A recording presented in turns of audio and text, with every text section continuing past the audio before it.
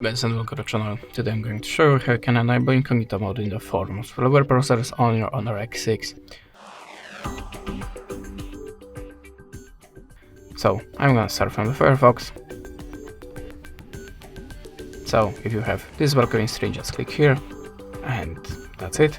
If you have any tab open before, click on the tab icon, switch to the zero mask, and click on the plus private. Okay, the next one, the Adobe Edge.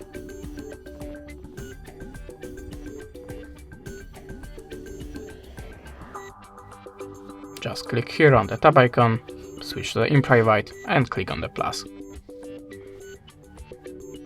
The next one, Opera, tab icon, switch to the private, and click on the red plus. The last one, Google Chrome, click on the three dot icon or arrow icon, choose new incognito tab, and now in the incognito mode your history, cookies files, the completed forms, even the words from the keyboard will be not saved. That's it. Thanks for the watching, leave us a subscribe, a comment, and goodbye.